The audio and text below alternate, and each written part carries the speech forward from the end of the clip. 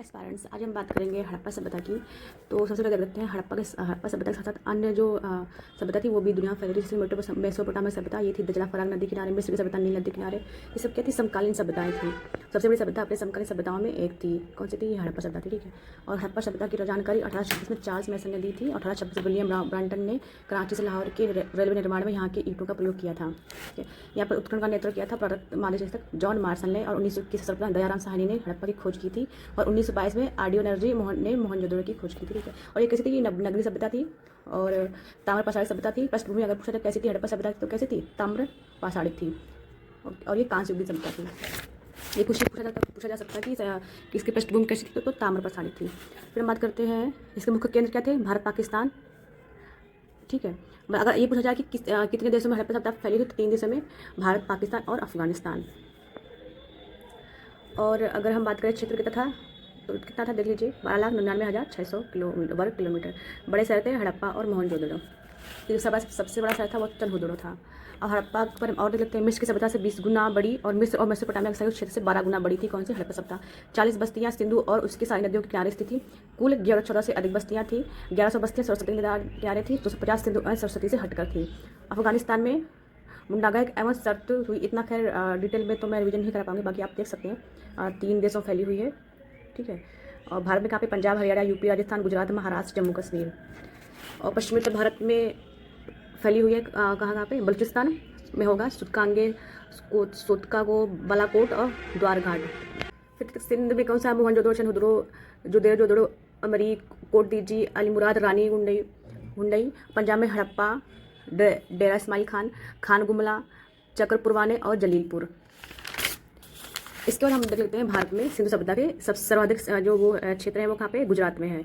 जम्मू में मांडा में है। पंजाब में रोपड़, कोटला, निहंग, खानसंगोर। राजस्थान में कालीबंगा। हरियाणा में बनवाली, मित्थल, राखीगढ़ी, अस्सी और सिसवाल। महाराष्ट्र में दैमाबाद। गुजरात में धोलावीरा, लोथल, रंगपुर, सुरकोटदा, कुंडली, भगतराव, नागेश्वर। और इसको मैं से मैप से भी समझ सकते हैं कि ऐसे नदियाँ थी और हर ये देखिए नदियाँ घर आ गई हैं। और यहाँ पे ऐसे नागेश्वर, रोजड़ी, रंगपुर, लोथल और ये ऐसे हमारे स्थान स्थित थे। ठीक है, ऐसे आप देख सकते हैं। देखिए मैप बनाएंगे तो हमको समझने में ज़्यादा सही रहती है। फिर आप इसको मैप से समझ सकते हैं। जैसे सबसे पश्चिमी कौन सा है? तो मांडा कहाँ पे? जम्मू कश्मीर, चिनाब नदी पे। ईस्ट में कौन सा? आलमगीरपुर, हिंड नदी, यूपी यानी कि मेरठ में है। सुतकांग दास नदी पे है, पाकिस्तान में। दामाबाद कहाँ पे? महाराष्ट्र, प्रवरा नदी पे है। और सिंधु सभ्यता कैसी थी? आकार था त्रिभुजाकार। नामकरण हड़प्पा सभ्यता, सिंधु सभ्यता, सिंधु सरस्वती सभ्यता और कांस्य युग सभ्यता, ये इसके अन्य नाम भी हो जाएंगे। अच्छा, हड़प्पा सभ्यता के निर्माता या बनाने वाले कौन थे? तो जैसे नहीं अपना जो मत दिया है, विदेशी लोग क्या मानते थे कि मेसोपोटामिया के लोगों ने बनाई है। John Marshall, Gordon Childe, M विल्कर, डी कौसाम्बी, ये सब मानते थे कि विदेशी उत्पत्ति से हुई है सिंधु सभ्यता। ठीक है। और अगर ये आर्यों द्वारा बनाई गई, ये लोग मानते थे लक्ष्मण स्वरूप, पुलस्कर, टी रामचंद्र, एसर राव, के एन शास्त्री। और ये भी है। और इसमें से एक दो इंपॉर्टेंट है, जैसे कि हम देख लेते हैं। द्रविड़ द्वारा बनाई गई थी। अमलानंद वाला घोष, मैंने कई क्वेश्चन देखा था। सोती संस्कृति विकसित हुई है, मतलब कि हड़प्पा सभ्यता है वो सोती संस्कृति विकसित हुई है, अमलानंद घोष द्वारा ऐसा माना गया है। और अगर सोती संस्कृति मान लें, सोती ईरानी कैसे ग्रामीण संस्कृतियाँ थी। बीकानेर जिले से स्थित एक गाँव है सोती, वहाँ से पड़ी थी सोती संस्कृति। और इसका कहने तक समता द्रविड़ द्वारा बनाई गई थी हड़प्पा सभ्यता।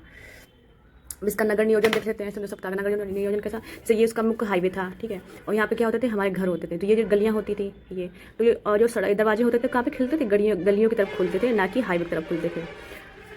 और घर देख लेते हैं, घर कैसे थे?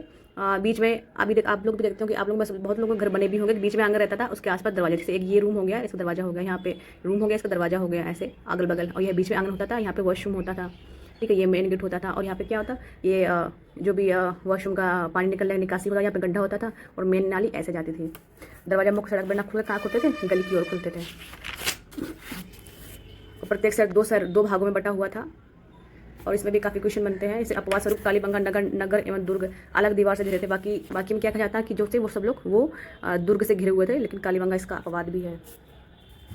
और जो हड़प्पा सभ्यता थी उसके दरवाजे और खिड़की मुख्य गली की ओर नहीं खुलते थे, लेकिन उसका अपवाद भी है कि दरवाजे एवं खिड़की गली में खुलते थे। वो कौन सा था? लोथल में ऐसा था। फिर इसमें और भी बनता है, काफ़ी क्वेश्चन आता है, जैसे कि R37 कब्रिस्तान से वो कहाँ से मिला? तो हड़प्पा से मिला। अन्नागार 12 कमरे थे। बर्तन मछुआरा का चित्र बना हुआ था। शंख का बना बैल था। पीतल का 21 सब हड़प्पा से प्राप्त हुआ था। और मातृ देवी की प्रतिमा रखला बनारसी, ये सब क्या था? मोहनजोदड़ो से प्राप्त हुआ था। पशुपति शिव की मूर्ति मोहनजोदड़ो से प्राप्त हुई थी। हाथी की खोपड़ी, शतरंज की गोटियाँ, बृहत स्नानागार, सभागार, अन्नागार, ये सब कहाँ से मिला था? मोहनजोदड़ो से मिला था। और देख लेते हैं लोथल। लोथल से क्या था, कृत्रिम गोदी मिला था। कृत्रिम गोदी यानी डाकयार्ड यानी कि बंदरगाह। और चावल के साक्ष्य मिले थे लोथल से, औरंगपुर से ये मिले थे। लोथल है भोगा नदी के किनारे। और धौलागिरी देख लेते हैं, सफ़ेद कुआं अर्थ है। धौलागिरी का अर्थ होता है सफ़ेद कुआं। खोज की थी जमपति जोशी ने, उत्खनन किया था RS बिष्ट ने। क्या मिला है, स्टेडियम मिला है, सबसे बड़ा साइन बोर्ड मिला है जिसमें 10 अक्षर हैं। जल संरक्षण की तकनीक मिली है। फिर हम देखते हैं चंदहुदड़ो, पाकिस्तान का सिंधु क्षेत्र सिंधु नदी के बाएं तट पर स्थित है। कौन सा चंदहुदड़ो, खोज करता थे गोपाल मजूमदार। मन के बनाने की फैक्ट्री मिली है। रेजल काजल लिपस्टिक मिली है। एक ईंट पर कुत्ते द्वारा बिल्ली का पीछा करने का चित्र मिला है। फिर कालीबंगा राजस्थान में स्थित है, हनुमान जिला में। खोज करता अमलानंद घोष, उत्खनन करता है बीबी लाल और BK थापड़। जुताई के साक्ष्य मिले हैं। लकड़ी का पाइप मिला है।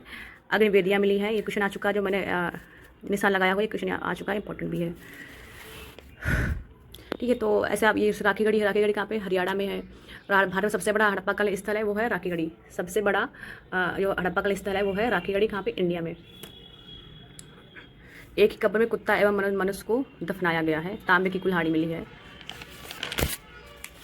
बनवाली देख लेते हैं, ये भी हमारा हरियाणा में है, हिसार जिला में। खोज करता थे RS बिष्ट। और इसमें ज़्यादा तो कुछ इंपॉर्टेंट नहीं था, बट मैंने फिर भी ऐसा नोट्स बनाया हुआ है। हाँ, ये है, मिट्टी से बना हल मिला था। बनवाली क्वेश्चन आ चुका है, मिट्टी से बना हल बनवाली। अब अगर यूपी में जो स्थित है हड़प्पा कल, इसे वो देख लेते हैं, वो है आलमगीरपुर, जोधपुर, महमरा, मांडी, कामपील, बड़गांव, हुलास, मानपुरा, कैराना। मांडी और मांडा में अंतर देखिए, मांडा है जम्मू कश्मीर में, मांडी है उत्तर प्रदेश में। अब अगर समाज की बात कर लें कि हड़प्पा कालीन जो समाज था वो कैसा था, तो वो आप लोग बता सकते हैं कमेंट में, पितृ सत्तात्मक था कि मातृ सत्तात्मक था, बताइए। देखिए आप हिंट भी देख सकते हैं कैसा था, मातृ सत्तात्मक था, मैंने बता ही दिया। और कब्र से बर्तन मिले, पुनर्जन्म ये विश्वास करते थे। और आवास व्यवस्था से पता चलता है कि समाज के साथ 4 भागों में बटा हुआ था, विद्वान, योद्धा और व्यापारी, श्रमिक। अर्थव्यवस्था कैसी थी, गेहूँ, जल, राई, सरसों तेल ये सब उत्पादित करते थे। यूनान के लोग कपास को सिंडन कहते थे। ओके, चावल मिले थे, बाजरा मिला है, सर्वोत्तम मिला, सबसे ज़्यादा क्या है, जौ मिला है, वो बनवाली से। मिट्टी का हल मिला बनवाली से, ये मैंने रिवाइज कर रखा होगा। एंड ठीक है, जो इम्पोर्टेंट था वो रिवीजन हो चुका है। यहाँ से आप देख रहे हैं तो बहुत बड़ी क्लास हो जाती है, क्योंकि फिर हम परिवहन भी पढ़ेंगे कि परिवहन में क्या था, पशुपालन था या नहीं था। पशुपालन था। सबसे जो प्रिय था वो था बैल था, घोड़े का।